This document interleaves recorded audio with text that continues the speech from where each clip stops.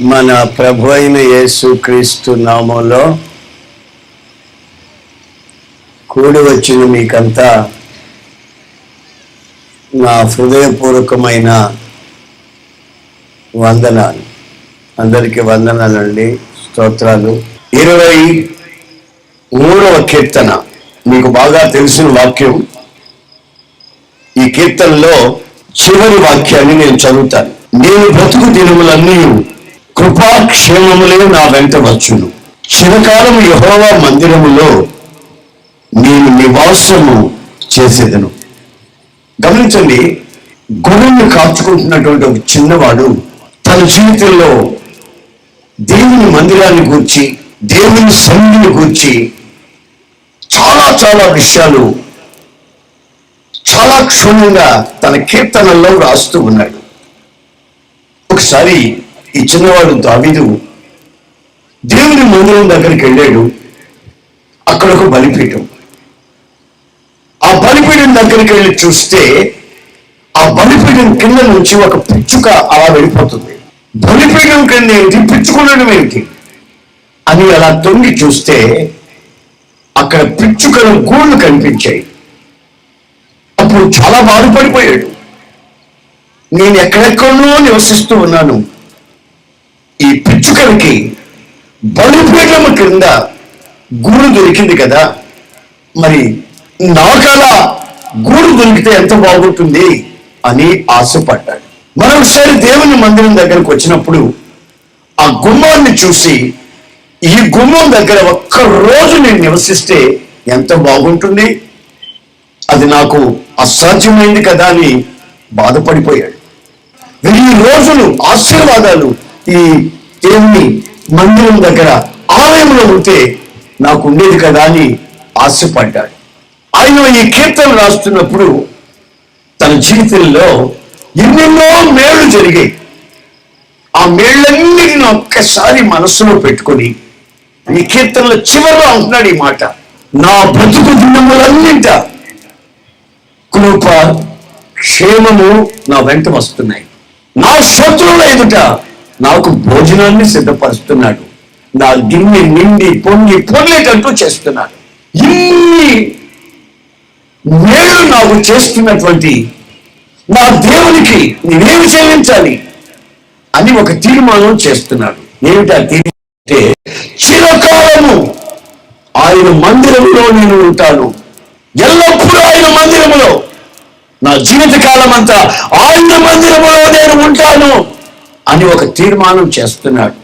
ఎందుకని? నా వెంట కృపాక్షేమాలు వస్తున్నాయి గనుక. కృతజ్ఞత కలిగిన ప్రతి ఒక్కరూ దేవుడు చేసిన మేళ్ళని తలంచుకున్నప్పుడు చిరకాలం ఆయన మందిర ఆవరణలోనే ఉండిపోదామనే ఆశ కలుగుతుంది. అలాంటి ఒక తీర్మానము కలుగుతుంది. మీ జీవితాలలో మిమ్మల్ని నేను అడిగితే మీ వెంట ఏమి వస్తున్నాయి అని ఒకవేళ అడిగానే అనుకో, మీరేం చెప్తారు?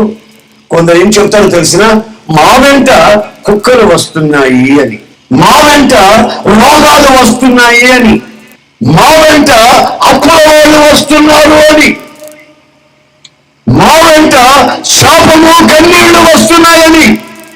అయితే దేవుని ఎరిగిన ఒక వ్యక్తి దేవుని ద్వారా పొందుతున్న ఆశీర్వాదాలకి మేళ్ళకి బదులుగా ఒక తీర్మానం చేస్తున్నాడు. ఏమిటి ఆ తీర్మానం అంటే, నా బ్రతుకు దినములంతా ఆయన సన్నిధిలో నేను నివసిస్తాను. ఒక యవనస్తుడు తన జీవితంలో, తన యవ్వన ప్రాయంలో ఇలాంటి ఒక తీర్మానం చేయడం మామూలు పనేమి కాదు. నేను బెత్లెహేం పట్టణానికి వెళ్ళినప్పుడు ఆ బెత్లెహేం చుట్టూ ఉన్నటువంటి ఆ పొలాల్లో తిరుగుతూ ఉంటున్నప్పుడు ఆ పొలంలో నుంచి ఇలా చూస్తే యెరూషలేము కొండ, ఆ మోరియా పర్వతం, యెరూషలేములో కట్టబడిన దేవాలయాలు, ఆ ఉన్నత స్థానాలన్నీ బెత్లెహేములోంచి కంటికి కనిపిస్తూ ఉంటాయి. దావీదు రోజుల్లో అయితే అక్కడ ఒట్టి కొండే ఉండేది, పట్టణం ఉండేది కాదు. అది యెరూషలేము పట్టణం. దావీదు రోజుల్లో అంత పెద్ద పట్టణం ఉండేది కాదు. అయితే ఆ కొండమేరలోకి వెళ్ళినప్పుడు ఎప్పుడు ఆ యొక్క కొండ వైపు చూసుకుంటూ ఒక చిన్న ప్రార్థన చేసుకునేవాడు. నా తండ్రి, నా ప్రభువా, నా దేవా, ఆ ఎత్తైన ఎక్కించు. అసలు ఆ పర్వతం మీదకి ఎక్కగలిగిన వాడు ఎవడు? నన్ను ఎక్కించు, నీకు ఒక మందిరం కడతాను, ఆ మందిరంలో నేను నివసిస్తాను అని చిన్ననాడే ఆ ఆశతో, యవ్వన ప్రాయమందే ఆ కోరికతో ఉన్నవాడు ఈ చిన్నవాడు దావీదు. అందుకే తన జీవితంలో అంటాడు, చిరకాలం నేను దేవుని మందిరంలోనే ఉండిపోతాను, మరి ఎక్కడ ఉండను అని కోరుకుంటున్నాడు, తీర్మానం చేసుకుంటున్నాడు. ఒకవేళ మీరు అడగచ్చు, మేము చిరకాలం లేకపోతే ఎప్పుడు శాశ్వతంగా రాత్రి మగళ్ళు దేవుని మందిరంలోనే ఉండాలని మాకు ఆశ ఉంది, కానీ మేము ఎలా ఉండగలం? ఉద్యోగాలు చేసుకోవాలి, ఆ పనులు ఈ పనులు చేసుకోవాలి, వంట చేసుకోవాలి, ఇంకా వెళ్ళాల్సిన చోటుకంతా వెళ్ళాలి. మేము ఎప్పుడు దేవుని మందిరంలో ఉండాలంటే మేము ఎలా ఉండగలము అని మీరు అడగవచ్చు. అయితే దానికి ఒక అర్థం ఉంది. ఏంటి అర్థం అంటే, దేవుని మందిరంలోకి వెళ్ళి మోకాళ్ళ మీద ఉండి కళ్ళు మూసుకొని అలాగా కూర్చోమని కాదు, విగ్రహాల్లాగా. మీరు ఎక్కడికి వెళ్ళినా ఏమి చేస్తున్నా మీరు దేవుని మందిరంలో ఉన్నట్లుగానే ఉండాలని ఈ వాక్యం యొక్క అర్థం. మీకు అర్థమయ్యేటట్టు చెప్పాలంటే, ఇప్పుడు మీరున్నారు ఇక్కడ, చాలా భక్తిగా ఉన్నారు ముసుగులు వేసుకొని, కొంతమంది చాలా భక్తిగా నేను చెప్పే ఈ మాటలు వింటున్నారు. ఒకవేళ ఎవరైనా లేచి అలా వెళుతూ వాళ్ళ కాళ్ళు మీరు తగిలాయి అనుకోండి, ఇప్పుడు వాళ్ళని ఏమి అనరు, తగిలితే తగిలిందిలే అనుకుంటారు. ఎందుకంటే ఇప్పుడు దేవుని సన్నిధిలో ఉన్నారు, వాక్యం వింటున్నారు, భక్తిలో ఉన్నారు, ఇప్పుడు తగిలితే తగిలిందిలే అనుకుంటారు. అదే రైల్వే స్టేషన్లో మీకు కాలు తగిలితే, ఆగో కళ్ళునే లేవా నీకు, ఇందాక ఒకసారి తగిలింది కాలు, మళ్ళీ ఇప్పుడు తగ్గుతుంది, జాగ్రత్తగా ఉండు, కాలు ఇచ్చేస్తా, నా సంగతి నీకు తెలీదు అని వాళ్ళని విచ్చలవిడిగా మాట్లాడతారు. ఎక్కడ? బస్ స్టాండ్లో, రైల్వే స్టేషన్లో అయితే, ఇంకొక చోటు చోటు అయితే. మరి ఇప్పుడు ఏం చేస్తున్నారు? కాలు తగిలినా, చేయి తగిలినా పొరపాటు తగిలి ఉంటుంది, ఏమోలే, తగిలితే తగిలిందిలే అని శ్రద్ధగా దేవుని మాటలు వింటున్నారు. అంటే దేవుని సన్నిధిని ఫీల్ అవుతున్నారు అన్నమాట. అలాగే మీ జీవితంలో మీరు మార్కెట్లో ఉన్నా, బస్ స్టాండ్లో ఉన్నా, మీరు ప్రయాణంలోనే ఉన్నా, వ్యాపారంలోనే ఉన్నా, మీరు అనుభవించవలసిన ఫీలింగ్ ఎలా ఉండాలంటే, దేవుని మందిరంలో ఉన్నట్టే ఉండాలి. ఆమె దేవుని మందిరంలో ఉన్నాను, దేవుని సన్నిధిలో ఉన్నాను అని నువ్వు ఎప్పుడైతే భావిస్తావో, ఎప్పుడైతే అనుభవిస్తావో, ఆ సమయంలో నీ జీవితంలో పరివర్తన నీ ఆనందానికి, సంతోషానికి ఆనందం లేకుండా చేస్తాయి. కనుక నా ప్రియమైన సహోదరులారా, మీ వ్యక్తిగత జీవితంలో ఏమాత్రం కృతజ్ఞత కలిగి ఉంటే, మీరు తీర్మానం కలిగి ఒక నిబంధన దేవునితో చేసుకుని ఆయన సన్నిధిని వెతుక్కుంటూ వెళతారు అనే సంగతి వాస్తవం. మరొక సంగతి కూడా నేను బైబిల్లో ఉన్న సంగతి చెప్తా.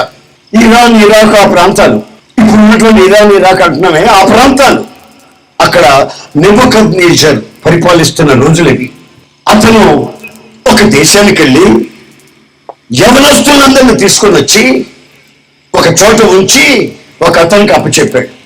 ఇంట్లో ఈ యవనస్తులంతా కాస్త తెలివి గల వాళ్ళు ఉన్నారు కనుక వీళ్ళని నా ఆస్థానంలో వాడుకోవాలి.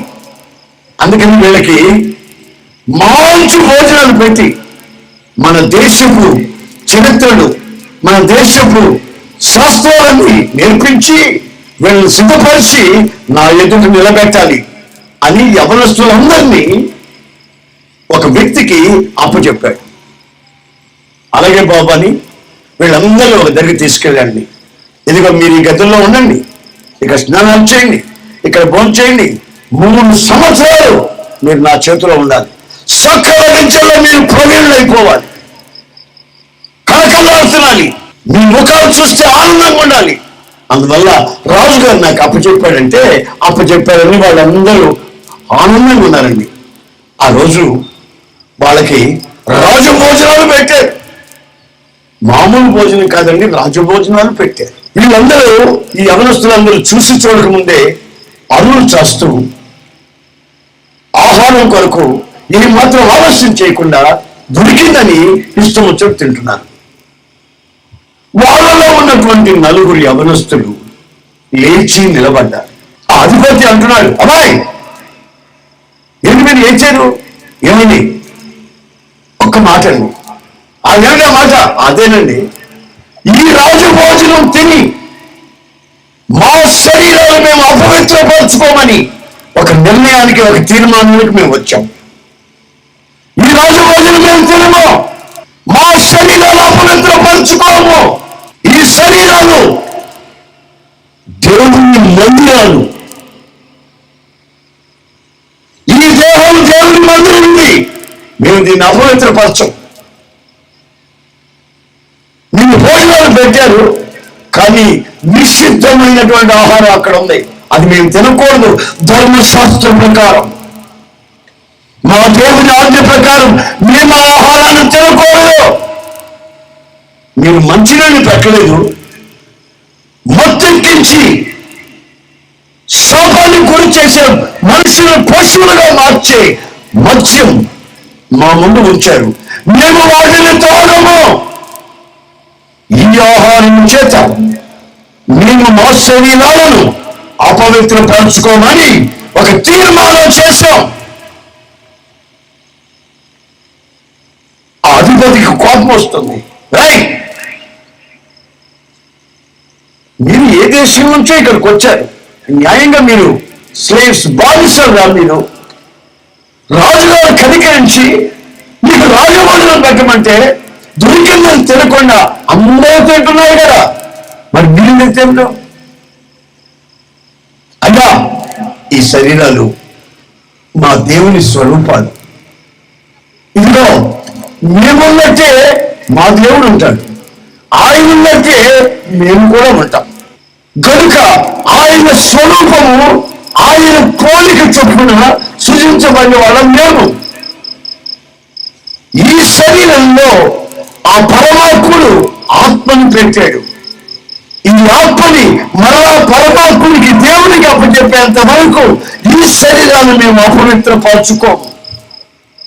తినే తిండి వల్ల కానీ, చూసే చూపుల వల్ల కానీ, ఆలోచించే ఆలోచనల వల్ల కానీ, నడిచే నడక వల్ల కానీ, వేసుకునే వస్త్రధారణ వల్ల కానీ మేము మా దేవుణ్ణి అవమానపరచము.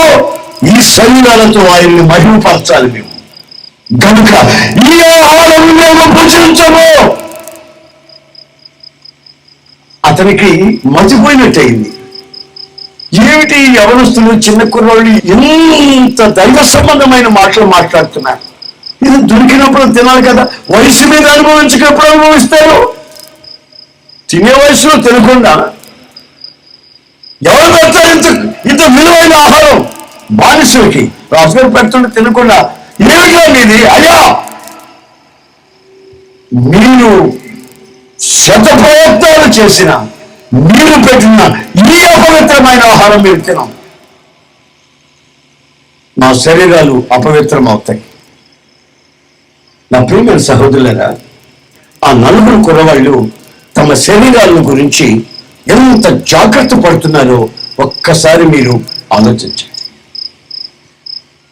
నోట్లో పుండ్లు పుట్టే ప్రార్థన చేయమని వాళ్ళ అమ్మ కోరుకుంది. ఏమిటో ఎందుకు నోట్లో పుండ్లు పుట్టి ఏమైంది అంటే వాళ్ళ చెల్లెలు చెప్తుంది, అన్నయ్య అదేదో ఉందంట, పాన్ పొరాక, అది తీసుకొచ్చి రాత్రి మొదలు నవ్వుతుంటాడు అన్నయ్య వీడు. అందుకు వీడి నోరు పుండ్లు, నాలుక పుండ్లు, అది రకమైన కంపు, అది రకమైన పొరాకులో ఉంటాడు, మత్తెక్కినట్టు ఉంటాడు, మనిషిగా ఉండడు, నిద్ర లేపిన వాడు. అది దగ్గర మదపాసన, అది ఏం తాగుతాడో, ఏమి తింటాడో, ఎక్కడ తిరుగుతాడో, ఎప్పుడు వస్తాడో తెలియదు. ఆ శాపం వాడిని వెంటాడుతుంది. మీ జీవితాలలో ఒక్కసారి మీరు పరీక్షించండి. మీరు ఇప్పుడు ఏ స్థితిలో ఉన్నారు? మీ శరీరాలు అపవిత్రపరచుకుంటూ ఉన్నారా, లేక మీ శరీరాలతో ఆయనను మహిమపరుస్తున్నారా? మీ శరీరంలో ప్రతి అవయవం పాపానికి బానిసత్వంలో ఉందా, లేక విడుదల పొంది మీరుగా దేవుని హృదయపూర్వకంగా నిన్ను హృదయంతో ఆయన్ని స్తుతిస్తున్నారా? ఒక్కసారి మీ జీవితాల్ని ఆలోచించుకోవాలి. తర్వాత వీళ్ళు కోరుకున్నారు, ఏదో ఒకటి పచ్చి పులుసు పచ్చళ్ళు ఏదో పెట్టండి బాబు, ఏదో ఆకుల్లో శాకాహారాలు ఏదో పెట్టండి, మేము అంత తింటాం, బ్రతికిన దానికి తింటాం. మేము తినేదాని కొరకు బ్రతకము, మేము బ్రతికే దానికి అంత తింటాం. తినేందుకు బ్రతకట్లేదు, మేము బ్రతికేందుకు తింటాం. కనుక అంత ఆహారం ఏదో పెట్టించండి. ఏదో 2 రొట్టెలు ఏదో అంత ఆకుకూరలు పెట్టారు. ఈ నలుగురు శుభ్రంగా అవి తింటున్నారు. ఒక శపథం ఏంటది? 10 రోజులు మిమ్మల్ని చూస్తాను, మీ ముఖాలు ఏమైనా కళగప్పాయో జాగ్రత్త, మరలా మీ రాజభోజనం తినాల్సిందే, ఆ మత్తు పానీయాలు తాగాల్సిందే. కళగప్పితే కళగా ఉన్నాయనుకోండి, అలాగే చేద్దాం అని ఒప్పందం. 10 రోజులు అయిన తర్వాత బైబిల్లో రాసింది, 10 రోజులు అయిన తర్వాత ఈ నలుగురు ముఖాలు చూస్తే ఆ ముఖాలు సౌందర్యంగా ఉండేను అని రాసింది. ఆమె తాగుబోతున్న ముఖం చూడండి, మీరు ఎట్లుంటారో ముఖాలు ఉబ్బి ఉంటాయి. అంటే తాగుబోతులు అంటే సరాయి తాగి బజారులో రోడ్లలో టీ కొట్లు మీరు కొట్లాడుతుంటారే వాళ్ళని మీరు అనుకుంటారు, నేను అలాగే అనుకోను. ఎంతో చదువుకున్న గుట్టుగా ఉన్న పెద్ద పెద్ద ఉద్యోగాలు చేసిన పొద్దున్నే వాళ్ళ ముఖాలు చూస్తే వాళ్ళ ముఖాలు చెబుతున్నాయి, తాగుబోతు వ్యక్తి ఇతను ముఖం అలాంటి వికారపు రూపంలోకి వచ్చింది అని తెలిసిపోతుంది. కొంతమంది తాగుతారు, గుట్టుగా పడుకుంటారు, తెల్లారు లేస్తారు, వాళ్ళకు ఒళ్ళు నొప్పులు అంట. నేను అడిగితే చెప్పాను, నాకు ఒళ్ళు నొప్పులు కూడా తాగకూడదా ఎస్ఎన్న గారు అన్నారు. మరి నీ భార్య కూడా పనిచేసి బట్టలు ఉతికి అన్నం వండి ఎంతో బాధ కదా, ఆమె కూడా ఒళ్ళు నొప్పులు అంటగా, ఆమె కూడా శేషం తెచ్చిపోయావా? నీ కొడుకు ఒళ్ళు నొప్పులేగా, ఆడికి కూడా శేషం తెచ్చిపోయావా?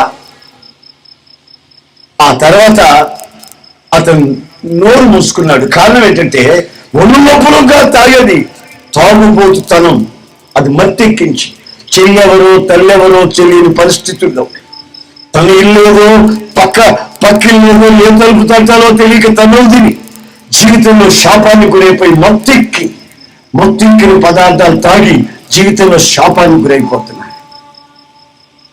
శరీరం అపవిత్రపడుతుంది, అపవిత్రపరచబడకూడదు అనే ఒక తీర్మానం నీకు కలిగి ఉండాలి. అలా తీర్మానం కలిగిన వ్యక్తుల ముఖాలు చూస్తే సౌందర్యముతోనూ కళకళాడిపోతున్నాయంట. దేవునికి స్తోత్రం. ఎలాగనే ఉండాలి ముఖాలు? ఇప్పుడు నేను మిమ్మల్ని అందరినీ గమనిస్తున్నాను, నీ ముఖాలు చూడకుండా లైట్లు వేశారు నా కళ్ళకి, బాగానే కనబడుతున్నాయి. కొన్ని పాత ముఖాలు ఉన్నాయి, కొన్ని కొత్త వాళ్ళు ఉన్నారు. మొత్తం ఈ ముఖాలు చూస్తుంటే మీలో కొంతమందికి బస్టాండ్లో బ్యాగులు పోయినట్టుగా ఉంది. బ్యాగులు పోగొట్టుకున్న వాళ్ళ ముఖాలు ఎలా ఉంటాయో అలాగే ఉంది. కొందరి ముఖాలు, అందరి ముఖాలు కాదని కొందరి ముఖాలు.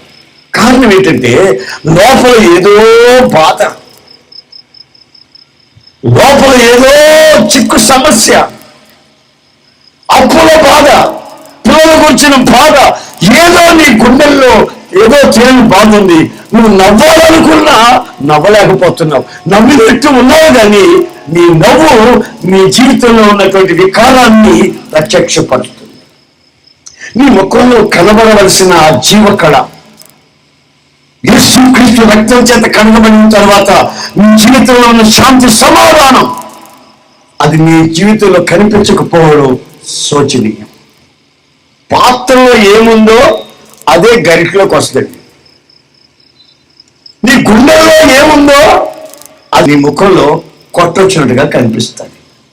తీర్మానం చేసుకున్నామనుకో, నేను ఇక మీదట సినిమాల చుట్టూ తిరగను, ఇక మీదట ప్యాకాడి దగ్గరికి వెళ్ళను, ఇక మీదట మత్తు పానీయాలు ముట్టుకోను, ఇక మీదట భార్య పిల్లలతో సుఖంగా ఉంటాను, ఆ కోపం మాత్రం పోను అని కొన్ని తీర్మానాలు ఉన్నాయండి. ఆ తీర్మానాలు మీరు చేసుకున్నట్లయితే మీ ముఖంలో ఆ యొక్క తీర్మానం చేసుకున్న కళ కనిపించేస్తుంది. అది జీవకళ అంటారు.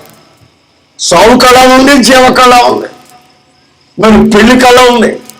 రకరకాల కళల్లో జీవకళ మీ జీవితంలో కనిపించాలని ఆయన కోరుకుంటున్నాడు. నీ తీర్మానాన్ని బట్టి ఆ కళ. తర్వాత మనం బైబిల్లో చదివితే దానియేలు గ్రంథం 1వ అధ్యాయం 17వ వాక్యాన్ని చదివితే దేవుడట వాళ్ళకి జ్ఞానం ఇచ్చాడట. దానియేలు గ్రంథం 1వ అధ్యాయం 17వ వాక్యం, దేవుడు వారికి జ్ఞానమును సకల శాస్త్ర ప్రవీణతయు వివేచనయు అనుగ్రహించను. 15వ వాక్యంలో చూస్తే వాళ్ళకి సౌందర్యమును జ్ఞానము అనుగ్రహించబడినది. వాళ్ళ జీవితానికి సౌందర్యము కళ అనుగ్రహించబడింది.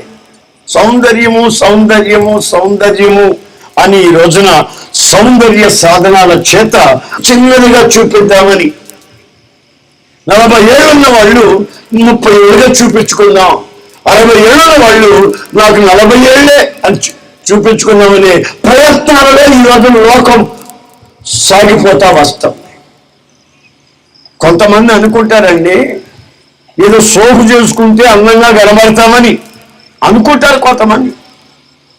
కానీ అందంగా కనబడరు కదా, చేసుకున్న సోకులో మీరు చిన్నగా తక్కువ వయసులో యవ్వనస్తులా కనబడుతున్నారని వీళ్ళు అనుకుంటారు, భ్రమపడతారు. అందుకే బైబిల్ అంటుంది, అక్షయమైన ఒక అలంకారం ఉంది. అక్షయమైన అలంకారం అట. అదేమిటది? గుణము అనే అలంకారం. గుణం అనే అలంకారం అంటండి, అక్షయమైన అలంకారం. ఇంకా బైబిల్లో లోతుకు మనం వెళ్ళి చూస్తే పరిశుద్ధమైనటువంటి అలంకారం. బైబిల్ అంటుంది, పరిశుద్ధ అలంకారంతో నన్ను ఆరాధించండి. Beauty of holiness, natural beauty. దేవుడు మనకిచ్చిన సహజమైన అందం మన గుణం. గుణాన్ని మనం సరి చేసుకున్నామంటే మోకం ఎంత వికారంగా ఉన్నా ఆ గుణం ద్వారా ప్రతి ఒక్కరికి మనం అందంగా కనబడతాం. యవనస్తులైన కుర్రాళ్ళండి, ఫ్రెండ్ సర్కిల్లోకి వెళ్ళి విచ్చలవిడిగా తిరగాల్సిన కుర్రవాళ్ళు, ఏమి జరిగితే దాన్ని తిని చిన్న పెద్ద లేకుండా మాట్లాడవలసిన వయస్సు, విచ్చలవిడిగా ఆ కాలేజీ దగ్గర ఆ సినిమా హాల్ దగ్గర నిలబడి ఆడలేదో అని ఆ దగ్గర వచ్చే వయసు, అది శపించబడినటువంటి వయసు. ఆ వయసులో, ప్రమాదకరమైన వయసులో నలుగురు కులవాళ్ళు చెప్తున్నారు ఒక మాట, అదేంటో తెలిసిన, మా శరీరాలు మేము అపవిత్రపరుచుకోము. ఏ విషయంలో మీ శరీరాలు అపవిత్రపడుతున్నాయో ఒకసారి మీరు ఆలోచించండి. యూదా పత్రికలో నేను ఒక మాట చదివానండి. అక్కడ ఏమని రాసిందో తెలుసా? కళల చేత కూడా, కళలు స్వప్నాలు, కళలలో కూడా నువ్వు అపవిత్రపరచబడకూడదు అని రాసిందండి. దేవుని స్తోత్రం, హల్లెలూయా.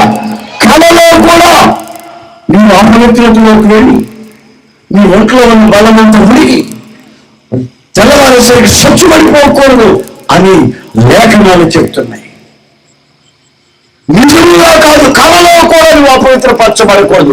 కారణం, ప్రభువైన యేసుక్రీస్తు రక్తం చేత కడగబడిన నీవు నీ శరీరం ఆద్యంతం అపవిత్రంగా జీవించాలని ఆయన కోరుకుంటూ ఈ హెచ్చరికలు మనకు వ్రాసి ఉన్నాయి.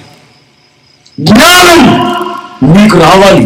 జ్ఞానం, ఆ జ్ఞానం లోక సంబంధమైన జ్ఞానం కాదండి, దైవ సంబంధమైన జ్ఞానం. సాతాను సంబంధమైన జ్ఞానం ఉంది, డీమన్ నాలెడ్జ్. మర్మముగా ఉన్నటువంటి కొన్ని విషయాలు వయస్సుకు మించి తెలుసుకోవాలని ప్రయత్నం చేస్తారు. గనుక నా ప్రియమైన సహోదరు సహోదరులారా, మీ జీవితాలు ఈ రోజున అసఖ్యమైన అశ్లీషమైనటువంటి అర్థనగ్నంగా ఉన్నటువంటి కార్యములు చూసి సంతోషించి తృప్తిపడుతున్నారా? లేక మీ శరీరాలు అపవిత్రపరచబడకుండా దైవ జ్ఞానం చేత ఆధ్యాత్మికమైన ఉన్నత స్థాయి అనుభవానికి రావాలని కోరుకుంటున్నారా? మీ జీవితాల్లో ఈ రోజున ఒక తీర్మానం ఇక్కడ చేసి వెళ్ళాలి. యవనస్తులు బాగుపడాలనుకుంటే మొదట ఆ పిల్లలు కన్న తల్లిదండ్రుల ముందు నడుము కట్టవలసిన అవసరం ఎంతైనా ఉంది. 6 నెలలండి, ఒక చిన్న బేబీ, చిన్న పాప 6 నెలలు అనారోగ్యం చేత పీడింపబడుతుంటే తినవలసిన చిల్డ్రన్స్ ఫెసిలిటీలో ఉన్నప్పుడు అందరి దగ్గర తిరిగారు. చిన్నపిల్లల ప్రత్యేక డాక్టర్లు అందరి దగ్గర తిరిగారు. ఎక్కడ నయం కాలేదు. ఆ గ్రామంలో ఒకన్నాడు ముసలాయన. ఏడమ్మా నీ పరిస్థితి, రోజు పిల్లలు తీసుకెళ్తున్నారు, ఆ బాబుని తీసుకెళ్ళి ఏం సంగతి? ఏం లేదండి, 6 నెలలైంది జబ్బు. పిచ్చిదానా, వారికి కాదు ట్రీట్మెంట్ ఇవ్వాల్సింది, నీకిస్తారమ్మన్నాడు. నీకివ్వాలి, నీకిస్తే అవుతాడు. అలాగే అది ఇచ్చాడంటండి. మరుసటి రోజుకి పిల్లలు బాగైపోయాడు. ఈరోజు నేను మీకు ఇవ్వాల్సిన ట్రీట్మెంట్ ఏమిటంటే, పిల్లలు చూస్తుంటే 12 పిల్లలు వాళ్ళ ప్రవర్తన చూస్తుంటే హృదయం ఆనందంతో నింపబడిపోతుంది నాకు. కానీ ఆ పిల్లలు పెద్దవుతూ ఉండగా వాళ్ళ పరిస్థితులు ఎందుకు తారుమారు అవుతున్నాయో అది గమనించినప్పుడు తల్లిదండ్రుల జీవితాలు వాళ్ళ జీవితాల్లో కొట్టొచ్చినట్టుగా అర్థం పట్టినట్టుగా కనబడుతున్నాయి. పిల్లల్ని ఎలా పెంచుకోవాలో తెలియని పరిస్థితుల్లో తల్లిదండ్రుల ప్రవర్తనలు బట్టి వాళ్ళ నీడలు ఛాయలు పిల్లల జీవితాలు కనిపిస్తున్నాయి. ఆ తర్వాత వాళ్ళ జీవితాలకి అవి శాపంగా మారుతున్నాయి. కుటుంబాన్ని ఎట్లా నడిపించుకోవాలి, నీ రాబడి ఎంత, నీ ఖర్చు ఎంత తెలియని అవివేకం. అందుకే దేవుడు అంటాడు, నాతో తీర్మానం చేసి చూడండి, నా సన్నిధిని తీర్మానం చేసి చూడండి, నేను నీకు జ్ఞానం ఇస్తాను. అప్పుడు నీకొచ్చిన ఆ రాబడిలో నువ్వు తృప్తిగా బ్రతుకుతావు. ఎక్కడ అప్పులు ఉండవో వడ్డీలు కట్టవలసిన అక్కర్లేదు. నీ కష్టార్జితం నీవు నీ పిల్లలు అనుభవిస్తారు అని లేఖనం చెప్తుంది. దేవునికి భయపడి దేవునితో తీర్మానం చేసుకుంటే జ్ఞానం ఇస్తాడు, శాస్త్ర ప్రవీణత ఇస్తాడు. ఆ తరువాత నీ జీవితానికి వివేచన ఇస్తాడు. ఏది తినాలో ఏది తినకూడదు, ఎవరితో స్నేహం చేయాలో ఎవరితో స్నేహం చేయకూడదు, ఏది కళ్ళతో చూడాలనో ఏది చదువుకోవాలనో ఏది చదువుకోవాలో గుర్తింపిస్తాడు. బైబిల్ ఏమంటుందో తెలుసండి, మీ దేహాలకు మీ కళ్ళు దీపాలు. కళ్ళు చెడినవైతే సర్వ శరీరము చెడుతుంది, అపవిత్రం అవుతుంది. Be careful. నీవు జాగ్రత్త పడవలసిన అవసరం వచ్చింది. నీ కళ్ళు పవిత్రమైనవైతే సర్వ శరీరం పవిత్రంగానే ఉంటుందని లేఖనాలు చెప్తున్నాయి. కనుక నీ కళ్ళు, నీ ఆలోచన, నీ ప్రవృత్తి, నీ వ్యక్తిత్వం ఎలా పొందాలో సాగిపోతుందో నీవు గుర్తించి గమనించి జాగ్రత్త పడవలసిన అవసరం ఒకటి వచ్చింది. ఒక సంగతి మీకు చెప్తాను, దాన్ని కొంచెం మీరు ఆలోచన పూర్వకంగా గమనించండి. ఒక అమ్మాయికి పిల్లలు లేరు, సంతానం లేకపోతే ఆడు రోజు తిడుతుంటాడు. సంతానం లేదు, నీకు సంతానం లేదు, అది ఇది తిట్టి విసిగిస్తుంటాడు. అంతలో ఈమెకి తెలిసింది, భార్యకి తెలిసింది ఎక్కడో ఒక చెన్నెల్లు ఉందని. ఆ సంగతి గురించి ఇతనితో గొడవ పడుకుంది. గొడవ పెట్టినసరికి నాకు పిల్లలు కావాలి, నాలుబాయ్ ఉంటే ఉండు, పోతే పో, పొరుస్తా నిన్ను అన్నాడు. భయపడిపోయింది. ఇతను ఏం చేశాడో తెలుసండి, ఎలాగో భార్యకి తెలిసిపోయింది అని ఇక ఆ పాడు మనిషిని ఇంటికే తీసుకొచ్చి పెట్టాడు. ఇక రోజు కుంపటి, ఎక్కడో ఉంటే అదొక రకం, ఇంట్లోనే తీసుకొచ్చి పెట్టాడు. కనుక రోజు అల్లకల్లం అయిపోతుంది ఆ కుటుంబం. ఆ మనిషి వచ్చి చుట్టూ బీకను, ఈ మనిషి వచ్చి చుట్టూ బీకను. మధ్యలో వీడు ఏం చేయాలో అర్థం కాక శాపానికి గురైపోతున్నాడు. ఒక రోజున భార్యకి ఎక్కువ కోపం వచ్చింది, లేచి పరిగెత్తింది. పరిగెత్తేసరికి వీడికి దడబుట్టింది. ఏ చెరువులో దూకుతుందో, ఏ కాలంలో దూకుతుందో, ఏ నూతిలో దూకుతుందో, అమ్మో దీనికి కోపం వస్తే ఆగదని చెప్పి వీడు వెంటబడ్డాడు. ఆ మనిషి పరిగెత్తును, వీడు వెంటబడను, ఆ మనిషి పరిగెత్తును, వీడు వెంటబడను. మొత్తం మీద ఈ అమ్మాయి పరిగెత్తి పరిగెత్తి పరిగెత్తి పరిగెత్తి పరిగెత్తి ఒక దేవుని మందిరంలో పడిపోయి, ఆ దేవుని మందిరంలో పడిపోయి కాస్త లేచి కూర్చుని ప్రార్థన చేసుకుని లేచి నిలబడి ఇక తన బాధంతా తన గుండెల్లో ఉన్న కష్టం, బాధంతా, నిందంత, అవమానం అంతా అట్లాగే దేవుని సన్నిధిలో కుమ్మరిస్తా ఉంది. అంతలో ఆ చర్చిలో ఉన్న పాస్టర్ గారు వచ్చాడు. ఏమా పొద్దున్న తాగావా ఓగతుల్లో అన్నాడు. అయ్యా, నేను మత్తు పదార్థాలు తాగేదాన్ని కాదయ్యా, నా గుండెల్లో ఉన్న దుఃఖం, బాధ, నింద అంత నా ప్రభు సన్నిధిలో నేను కుమ్మరిస్తున్నాను బాబు అని ఏడ్చి. దేవుని సన్నిధిలో కుమ్మరిస్తున్నావా?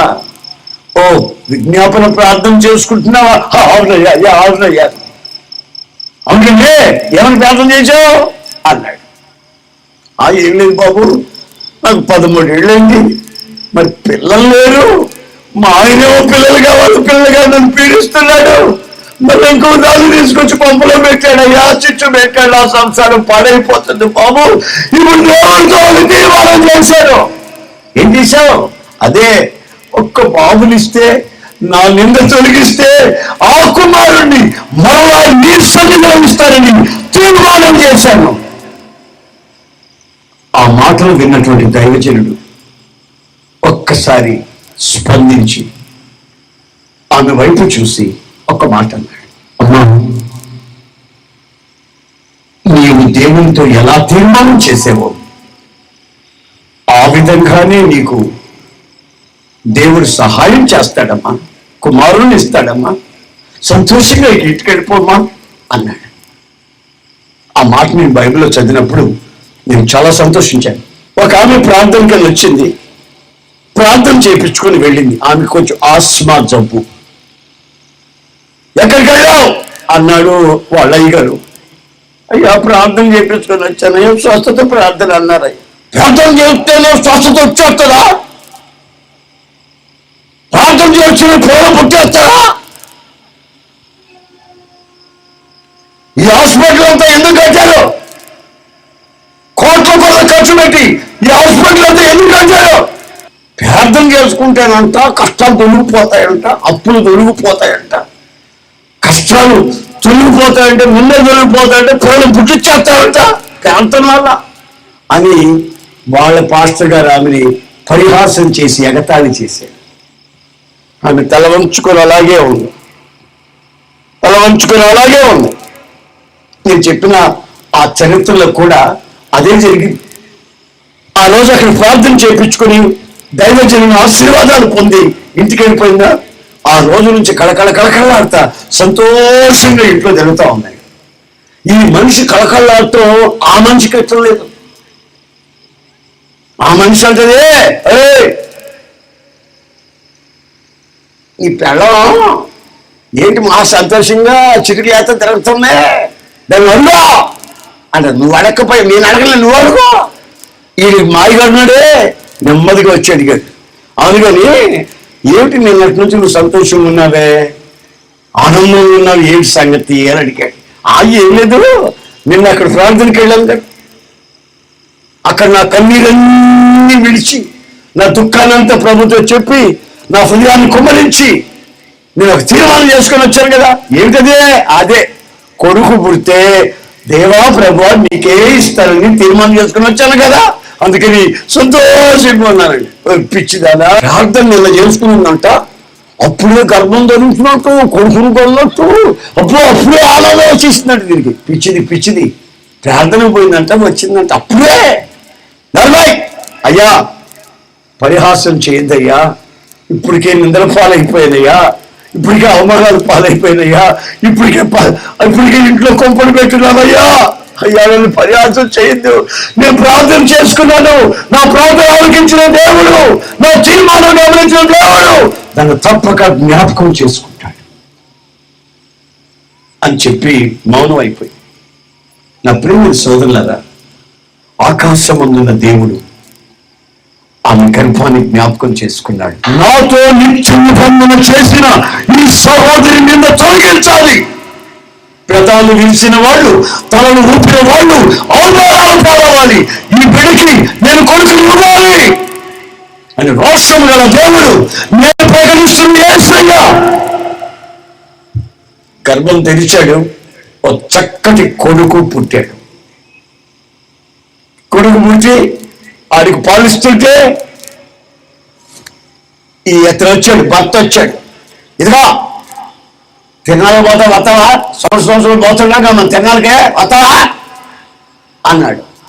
అయ్యో తిరణాలకు నేను రాను, నేను దేవుని మందిరానికి వస్తాను. వచ్చేటప్పుడు ఎలా వస్తానో తెలుసా, నా కొడుకు పాలు విడిచిన తర్వాత ఆయన తీసుకొచ్చి దేవాలయంలో అప్పుడు చేస్తా. నేను ఆ విధంగా తీర్మానం చేసుకున్నా. హల్లెలూయా. మన ప్రభు అయిన యేసుక్రీస్తు నామంలో మీ అందరికీ నా హృదయపూర్వకమైన వందనాలు. ఒంగోలులో జరిగినటువంటి మహాసభల్లో అనేకుల జీవితాలని తీర్మానం చేయించినటువంటి ఒక గొప్ప దైవ సందేశాన్ని మీరు విన్నారు. అలా తీర్మానం చేసిన వాళ్ళు దైవ జ్ఞానం పొందారని, వివేచన పొందారని, సకల శాస్త్ర ప్రవీణత కలిగి ఉన్నారని, వాళ్ళ జీవితాల్లో సౌందర్యము కళ కలిగిందని మనం ఇంతవరకు విన్నాం. కనుక మీ జీవితాల్లో కూడా దావీదు చేసినట్టుగా ఒక తీర్మానం, జీవితకాలం అంతా ఆయన సన్నిధిలో నేను జీవిస్తాను అని. అలాగే దానియేలు, షడ్రక్, మెషక్, అబేద్నెగోలు చేసిన తీర్మానం ప్రకారం మీరు కూడా తీర్మానం చేసి ఆ దిశగా వస్తున్నటువంటి ఆశీర్వాదాలు పొందాలని ప్రేమపూర్వకంగా మిమ్మల్ని కోరుకుంటున్నాను.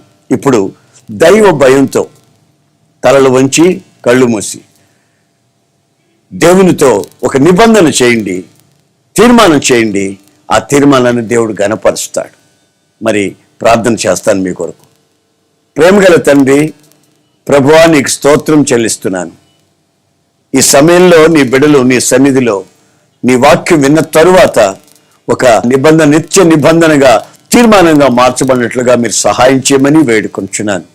నీతో నిత్య నిబంధన చేసినటువంటి ప్రజల జీవితాలకు వచ్చే ఆత్మ సంబంధమైన దైవ జ్ఞానాన్ని అనుగ్రహించమని, అలాగే ధర్మశాస్త్రములో ప్రవీణత కలిగి దేవుని వాక్యం గుండెల్లో దాచుకున్నట్టుకు సహాయం చేయమని, ఆ విధంగానే అపవిత్రత ఏదో పవిత్రత ఏదో గుర్తించేయగలిగినటువంటి వివేచన ఆత్మని మీరు అనుగ్రహించి నడిపించమని, ఘనత మహిమ ప్రభావాలు మీరు పొందుకోమని నజరేయుడైన యేసు నామములో అడుగుచున్నాను తండ్రి. Amen, amen.